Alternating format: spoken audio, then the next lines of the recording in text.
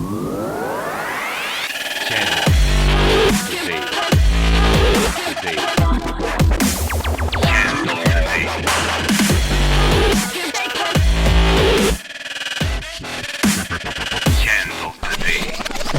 day. What's up, guys? It's Alec Torelli. Welcome to an episode of The Hand of the Day. Today's hand was sent to me by one of my readers. You guys know I've been playing a ton at the Live at the Bike cash game, and this hand is from awesome 5-10 game, but it's a $5, $10, $20 straddle, $40 straddle, $80 straddle. So there's like 6 blinds in this game, and that's sometimes the fun of playing these crazy cash games. You get situations that you never are going to get in maybe a home game or in a tournament or in online. So I wanted to cover this hand because a lot of interesting stuff with all the straddles. So it gets folded around to the $40 straddle, okay? So essentially the small blind, who makes it 300 with pocket fours. Josh, a fun Italian guy that I played a lot of poker with at Live at the Bike, is in the big blind, I guess, so to speak, or the $80 straddle. And he has a very easy call with Queen Jack of Spades. So they're about 5K deep. And I think normally if they're a little shallower, maybe you could 3-bet a hand like Queen Jack of Spades in position, but this is a very clear call here. You don't want to get 4-bet, and your stack to pot ratio is just so much smaller. So clear call, and we go heads up to the flop. Flop comes Jack 10-5 with 2 hearts.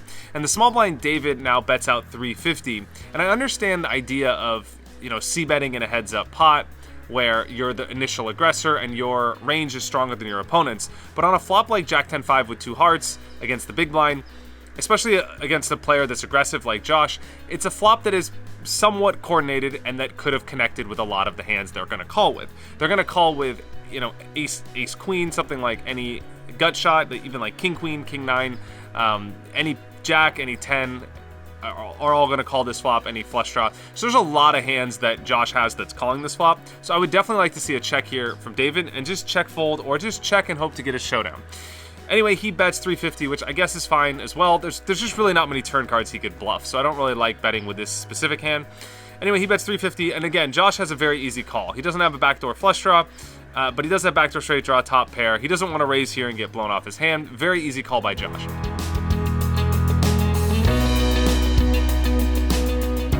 Turn comes an offsuit deuce, and this, David checks, Josh bets 600, which is a little less than half the pot, and this is where the hand should just completely end. Josh could opt to check behind here as well for pot control, and then to have some strong hands that can bluff catch on the river.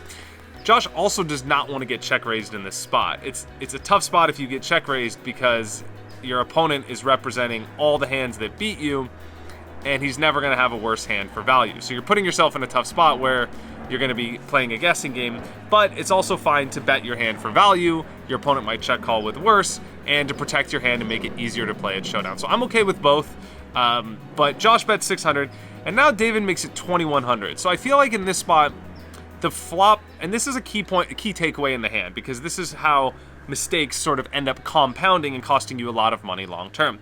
So the flop bet ended up committing David to the hand. And maybe it was something like emotional and that shouldn't happen, but that's sort of how we as humans act in poker. We get emotionally committed to a hand, the pot gets big, it's a triple straddle, quadruple straddle the game, and we want to win the big pot. So now David tries to compensate for his over-aggression perhaps on the flop and decides to go with like a Hail Mary check raise. Now, I really don't like the check raise here. I guess I don't mind the idea of a check raise in this spot where it's really unlikely that Josh has 2-pair or a set because he probably would have raised the flop.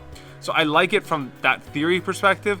I just don't like doing it with pocket fours because you have absolutely no equity. If I'm going to check raise here and I'm David, I'd like to have something like, the nut flush draw, king queen, something that you could go all in with if your opponent shoves, or you could have a lot of cards on the river that could help your hand if your opponent calls. So I don't mind the idea of a check raise here, even though it's definitely risky, but I'd like to see him do it with a lot more equity, because otherwise it's just way too loose.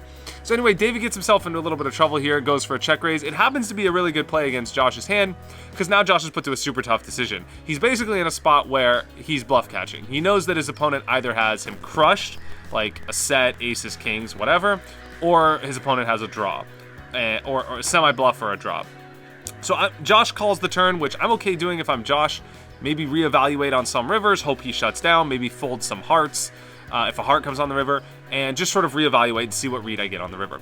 I think the key in this hand as well, if you watch the tape, David definitely looks a little bit undecided on the turn, and he doesn't have the demeanor of someone with a really strong hand. So I think in this particular hand, Josh got a read that perhaps David was weak, and that went a long way in allowing him to make a big call on the turn. Anyway, let's see what happens on the river.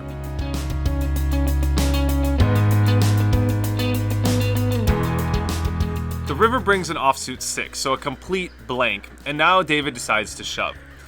Pot's at 5,500 or so, and Josh has 3,200 left.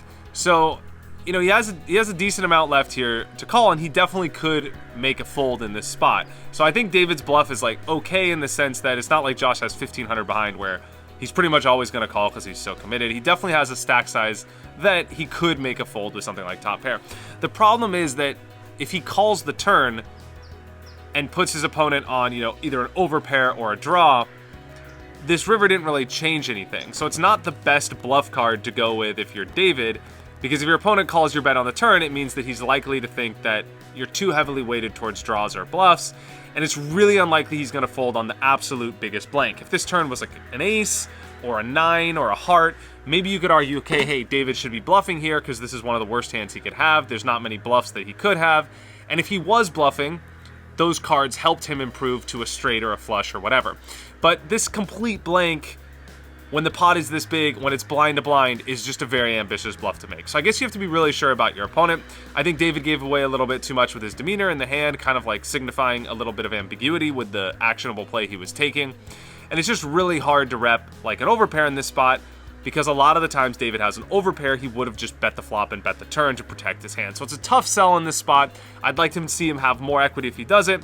And Josh has a very tough decision on the river and makes an absolutely amazing hero call in this spot. It's definitely not easy playing a 5-10 game to play, a $15,000 pot, even though, yes, the blinds are scaled and it's, technically less big blinds when you're playing 5, 10, 20, 40, 80.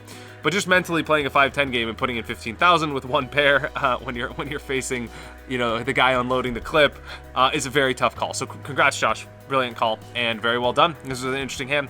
I hope you took something away from it. If you like this style of analysis and my conceptual thought process that I bring towards analyzing poker, I highly encourage you to check out my books on alectorelli.com/products. I have a lot of awesome products that will help you go through this process of narrowing down your opponent's hands, figuring out exactly what they have, and using that strategy to make more money in the game.